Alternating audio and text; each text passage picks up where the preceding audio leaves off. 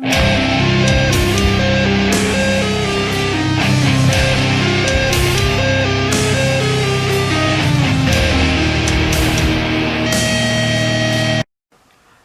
S. here, and today I'm talking about Social Scream and their album From Ashes to Hope, which is their first two albums re-recorded, Epiclesis, hopefully I'm saying that right, and Initiation to the Myths.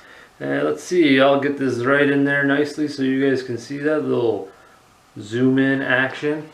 Now let's get into the first album, Epiclesis. This opens up with Spartan Blood, which spews forth this hint of mischievous emotion, anger, and raw energy. But Spartan Blood doesn't have any vocals, but I felt like the lead work filled in those spots sufficiently and actually creates this flawless transition to the next song, Faith, where the lead work meets the vocals for the first time. I felt this makes the vocals and guitar work more predominant. One thing I did like was the brief bridge and solo. I felt it gave Faith this electric shock sort of upwards. Not like there wasn't that within the song, I just feel like the bridge and solo sort of gave it a lightning bolt of exhilaration in that. So it's one of those things that sort of stands out and makes the song a little bit more memorable as one of those, solos and bridge work types of things, or anything can really do it. I'm just, pointing out that that's what I felt in Faith.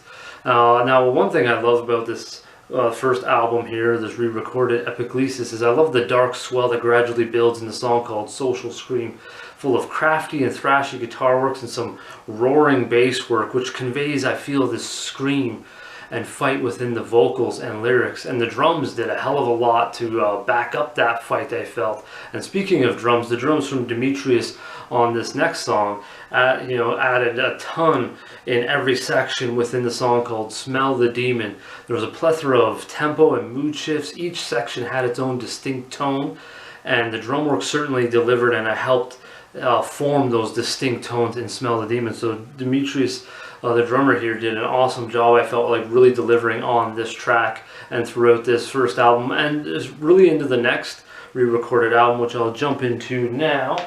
I'll just show you guys this Initiation to the Myths, so you can see that you got chapter 1 and chapter 2.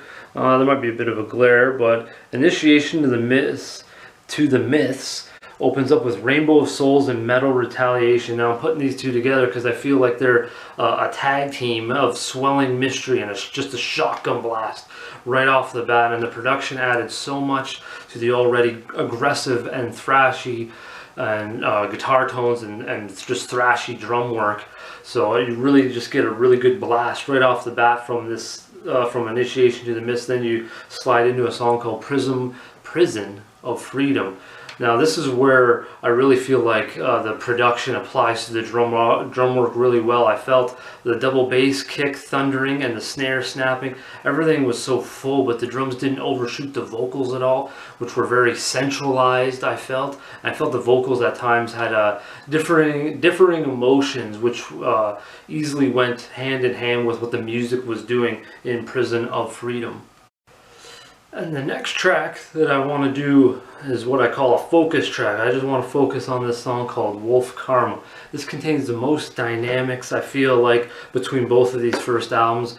Almost gives this atmosphere, gives this life to this misty visual of a demon stalking its prey. The vocals and lyrics elevate the musical emotion, and the music reciprocates those emotions in what I like to call the wolf's melody, and is the moon glow of the song, with these sharp snarling leads, and I freaking just love this 10-second brief beat that enhances the melody. Something so simple that just grips your senses and enhances everything around it. It's this brief little beat that happens towards the end of the song-ish, and it just enhances everything. And I feel like sometimes that's what makes a song so memorable. This little thing that sort of just captivates your senses, captivates what you're listening to. And Wolf Karma has that, and has a plethora of a lot of other things in it as well to really soak up. So that's a song definitely to check out that I highly recommend down in the links below. Also, I want to briefly mention, I felt like the song No Faces Reflected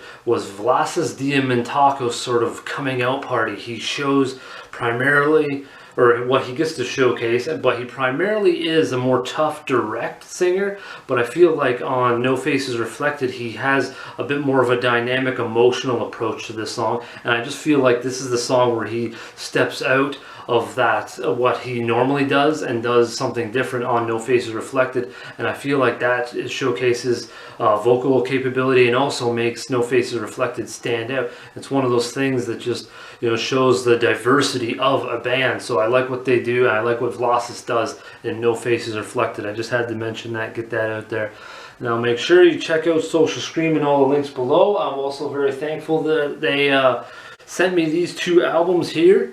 This is the album I did earlier, or I've done before. I don't know if it was earlier this year, actually. Organic Mindset. But anyways, this is this album. I'll put the video up here for you guys to check out also. And there's a band picture. And also check out this one here. The first two albums re-recorded on From Ashes to Hope. So check out some Social Scream, folks, down in the description below. And until next time, how about some heavy listening?